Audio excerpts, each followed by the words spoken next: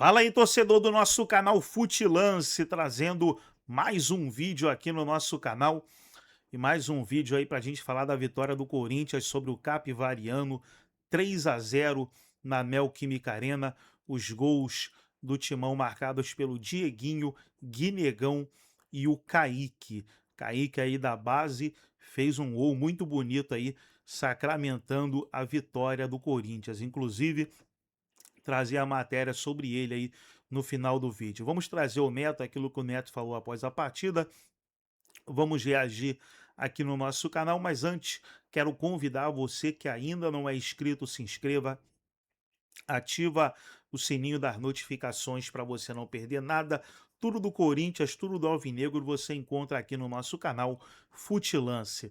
Vamos para o vídeo e logo depois eu trago uma matéria aí falando do Kaique.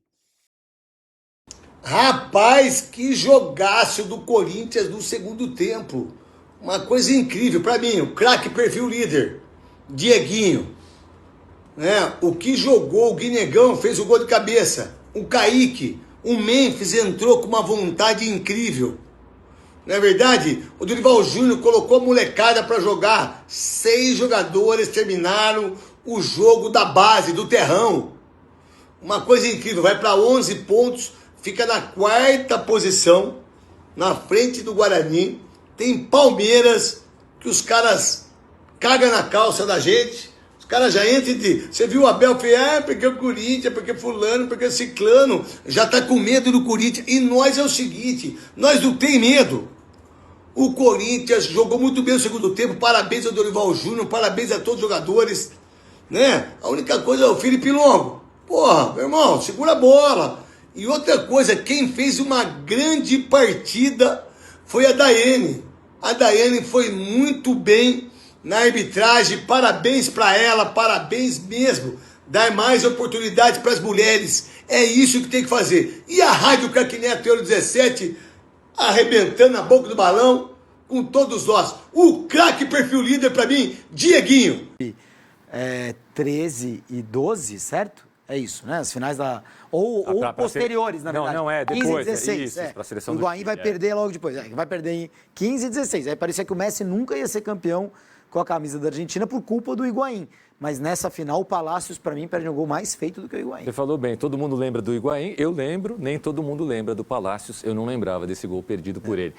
Por falar em gols, vamos ver os 3 primeiros dessa noite de quinta-feira aqui no Depois do Jogo. Vamos para a Neoquímica Arena. Os lances de Corinthians 3, Capivariano 0.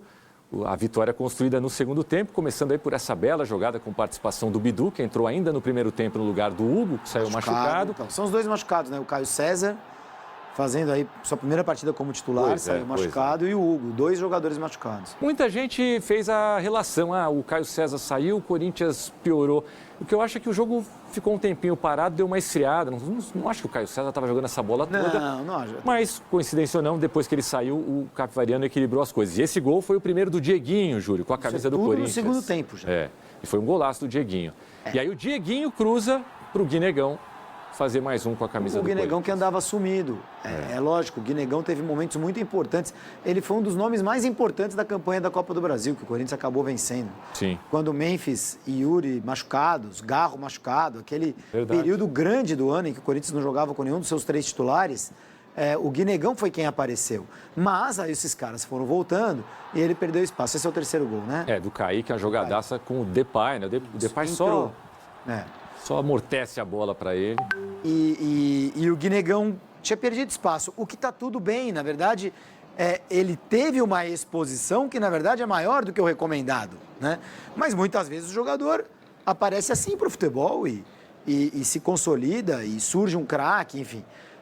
Agora a gente já está vendo os melhores momentos do jogo, né? O Corinthians atacando para o lado direito da câmera no primeiro tempo. Eu acho que o Corinthians começou muito bem a partida. Primeiro, vamos contextualizar, time inteiro reserva, né?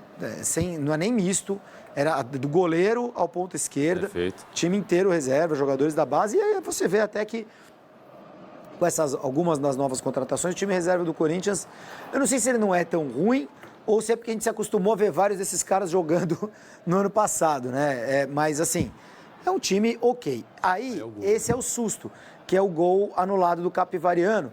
Perceba que o jogador do Capivariano está alguns centímetros na frente, ele não alcança a bola, ele não toca na bola, a bola passa direto e entra no gol do Longo. Eu acho que esse lance tem que ser anulado, porque essa é a regra hoje. Isso é considerado uma interferência. Eu acho isso super discutível. Eu não estou falando que esse lance é discutível. Estou falando que essa regra é discutível, tá? Me entendam, antes que daqui a pouco alguém faça corte ali, né? Eu acho super discutível e são aqueles lances de time grande, time pequeno. Se fosse de um lado para o outro, ficaria 2 horas vendo ou não. Então, o Capivariano teve o gol anulado e no segundo tempo o Corinthians acabou rapidamente chegando ao gol, né, Tomás? E isso abre a partida. O Capivariano é um time fraco, que entrou no campeonato, acabou de subir, entrou no campeonato para não cair, conseguiu alguns resultados, entre eles uma vitória contra a própria Portuguesa. Esse foi o jogo que eu vi com mais atenção no Capivariano, em que uma decisão de arbitragem ajudou bastante o time da casa, senão ele estaria ali mais enroscado, sabe, com o Velo Clube. Tá vendo como às vezes o time pequeno é favorecido? Contra um gigante como a Portuguesa foram favorecer o Capivariano. Nesse caso aí já não estamos tão gigantes. Mas o Capivariano era para estar lá embaixo e ele conseguiu 7 pontos ali que dão a ele uma certa tranquilidade, né, para as rodadas finais. Vamos ver, ainda vai enfrentar o Mirassol. Não é um jogo fácil, confesso que eu não lembro de cabeça qual que é o último jogo do Capivariano, mas ainda não está livre da chance de rebaixamento. É que como Santos, Noroeste e Velo Clube, o Santos enfrenta os dois, né? É difícil que algum time com 7, 8 pontos corra risco matemático de rebaixamento na última rodada. E o Corinthians chega a 11, Tomás, que eu ainda não acho que sejam de classificação, tá? Tem gente que acha que com 11 pontos vai entrar no Paulista. Eu acho que precisa fazer 12. Vai entrar nas quartas de final. Vai entrar nas quartas de final. Para ficar entre os 8 dos 16 times que disputam o campeonato. Eu acho que são necessários 12 pontos. Eu acho que vai ter time com 12 que não vai entrar. Por saldo, por vitórias, enfim. Mas nunca foi disputado o campeonato com esse regulamento. A gente não tem nenhum parâmetro. É apenas uma observação que eu faço olhando para a tabela. Acho que os 11 pontos ainda não garantem o Corinthians, mas podem garantir. Dar uma certa tranquilidade já pensando em classificação. Muito bem, o último adversário do Capivariano será o Botafogo em Ribeirão Preto. Mirassol e Botafogo. Isso, então. Na 8ª rodada em Ribeirão. Não é absurdo perder os dois, mas é que eu acho que com 7 pontos não cai, não. Perfeitamente. Temos a tabela de classificação, Dani, vamos lá, para ilustrar o que o Júlio acabou de falar. Novo Horizontino 13, agora todos com 6 jogos, tudo certinho, sem asterisco. Novo Horizontino 13, Palmeiras e Bragantino 12. Não, é o Bragantino que está em terceiro, olha lá, Tomás. É verdade. Estava falando fora do ar que... O Palmeiras tem uma vitória a mais, verdade. Nesse momento seriam Palmeiras e Portuguesa, não. Seriam Bragantino e Portuguesa, o Corinthians e Guarani, o Palmeiras e Mirassol e o Novo Horizontino e São Bernardo. Seriam as quartas de final. Caramba, eu vi uma classificação errada, então, na semana passada. Mas, enfim, tá certinho ali. 4 vitórias do Palmeiras, né? São 4 vitórias e 2 derrotas. Perfeito, tá certo. Corinthians e Guarani 11 pontos. No saldo de gols, o Corinthians à frente do Bugre. Portuguesa na 6ª posição com 9 pontos, né? Retém aí um pontinho de vantagem para cima de 3 equipes. Mirassol, São Bernardo e Botafogo. E aí é por isso que eu acho que com 11 pontos não vai dar para entrar, Tomás. Perceba que tem um time com 8 que estaria fora hoje. E pensar que um desses times vai ganhar uma e perder outra e ainda assim entrar, com a quantidade de gente ali que tem 7 atrás, eu acho difícil. Eu acho que precisa de 12 pontos para se classificar. Eu não fiz essa avaliação antes, teria que ver quem vai pegar quem, se vão desperdiçar pontos aí no meio do caminho necessariamente, quando acontece o confronto direto entre eles. O último clássico é Corinthians e Palmeiras agora, né? É o último, acaba. Na 7ª rodada, a gente teve clássico da 2ª à 7ª rodada, não teremos clássico nem na primeira, nem na 8ª. Eu falo disso porque, assim, tem gente achando que o São Paulo com 4 pontos, o São Paulo pega a Primavera e Ponte Preta. Tem gente achando que o São Paulo com 4 pontos entra. Eu acho que não entra. Ainda mais São Paulo com saldo de -3. Não, corre risco. Eu acho que não entra. Acho que São Paulo, para entrar, precisa ganhar as duas. E acho que São Paulo vai ganhar. E eu acho que vai ganhar as duas. O Santos, que pega Noroeste e Velo Clube, pode chegar a 12 pontos. Os tais 12 pontos que eu estou falando. Então, eu acho que se o Santos... É que a torcedora do Santos está olhando para esse jogo pensando em não cair. Sim. Mas se o Santos ganhar do Noroeste e do Velo Clube, que são os 2 jogos que faltam, e chegar a 12, eu acho que o Santos entra também. Eu acho que os 4 grandes vão entrar, Thomas. O Santos que pega o Os Noroeste 5, eu acho fora que a de Portuguesa casa, também né? vai entrar. O Santos jogando em Bauru, né? A cidade onde o Pelé jogou antes de ir para a Baixada, só que no BAC, né? No Bauru e não no Noroeste. Se o Santos não ganhar do Noroeste, Nossa. ele necessariamente... Aí ele não vai se classificar, né?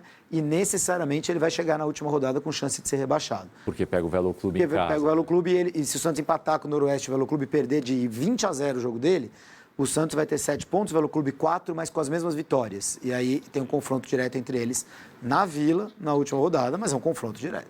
A torcida do Santos, claro, tá traumatizada e tal, mas tem que pensar que pode pontuar contra o Noroeste e que o Velo Clube vai jogar contra o Bragantino, que está muito bem nessa penúltima rodada. Não, mas é o que eu falei. O cenário que não serve para o Santos é o Santos não ganhar. Esse é o cenário que não serve para o Santos. Sim. Porque tanto faz se o Velo Clube vai perder de 40-0 do Bragantino ou não. Vai haver um jogo na última rodada em que o Velo Clube, se ganhar do Santos, rebaixa o Santos. Então, o Santos precisa ganhar do Noroeste, que é para não ter mais chance matemática de rebaixamento e ainda ficar a uma vitória... Opa, quase foi água. Ainda ficar a uma vitória de se classificar. Perfeitamente. Tá aí, tabela do... Emoção tem de sobra, né? É um formato meio esdrúxulo, né? Prejudicado pela antecipação do Campeonato Brasileiro. Solução, sabia? Não, dentro das dificuldades, né? Eu continuo achando Eu prefiro do que aqueles grupos em que ninguém jogava dentro do... Não, aquilo era um... do grupo. Para terem 12 jogos daquele jeito e 8 desses, eu acho que é melhor... Eu acho que poderia dar mais calendário para os times que estão nessa Série A1 e outros da Série A2 poderiam ter subido e entrado na festa, entrado nessa brincadeira, jogando mais jogos no começo e os times grandes... Quando eu digo grandes, os times que estão na Série A2, de repente até na Série A1 e também na Série A2, de repente, poderiam entrar lá na frente. Na Série A e na Série B do Brasileiro. Série A e Série B, perfeito. Não, essa é uma conversa que a gente já está tendo faz tempo, né? É óbvio, você poderia fazer um campeonato de ano inteiro com mais times, movimentando o interior, fazendo promoções, organizando futebol. De repente, fazendo paralelamente um campeonato de base, com os mesmos times, mesmos jogos, de repente retomar aspirantes. Enfim, tem uma série de coisas que poderiam ser feitas num campeonato como o Paulista, que ocupasse o ano inteiro. A Federação Paulista tenta ocupar o ano com a Copa Paulista. Isso poderia ser o próprio Campeonato Paulista. E aí, lá na frente, entram os 6 times paulistas da Série A, mais tantos da Série B, e aí você faz uma fase final ali. Enfim, daria para fazer várias coisas, mas... Nesse caso, diga-se, hein? Não é culpa da Federação Paulista. A Federação Paulista não queria que o campeonato fosse amassado pelo Campeonato Brasileiro, como foi. Isso foi uma decisão unilateral da CBF. Agora, Júlio, só para a gente fechar o assunto Corinthians e partir para o Brasileirão. André, Kaique, Dieguinho, Guinegão, Breno Bidon, Tchoca.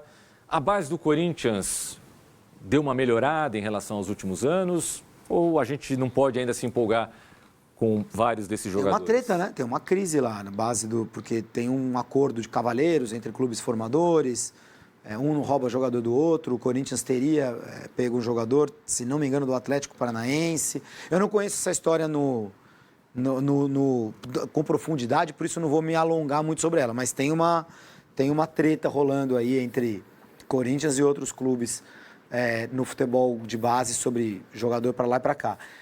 Hoje não tem sobrevivência hoje os clubes grandes brasileiros, a elite, os 15, que seja, vamos arredondar aí, que estão ali na Série A do brasileiro, não dá para não ter um futebol de base forte e caro, em que essas transferências que a gente vê no futebol profissional já são feitas já desde a base e desde idades, inclusive, na minha opinião, muito baixas, né? Desde os jogadores estão sendo contratados e buscados e aliciados e empresário e não sei o quê, desde 11, 12, 13 anos. Eu acho isso quase criminoso. Mas o Corinthians, ele conseguiu organizar a base dele. Ele não tem mais uma base terceirizada, na mão de empresário esquisito, como já foi numa época, né? Não é a base que mais gera talento. Não é a base mais organizada, como são do Palmeiras, como são do São Paulo, como são do Flamengo, essas 3 principalmente. Mas o Corinthians, sim, tem uma organização já melhor hoje em dia do que teve em outros tempos em que era mais abandonado o negócio. Então tá aí, pessoal, foi o vídeo onde os comentaristas debateram aí a vitória do Corinthians 3-0 sobre o Capivariano. Trazer aqui uma matéria do Kaique agora. Olha aí a matéria. Decisivo no título da Copinha 2024, Kaique marcou pela primeira vez no profissional do Corinthians. Então tá ali ele na foto, comemorando o seu primeiro gol no profissional. Tem uma matéria aí falando sobre ele, ó.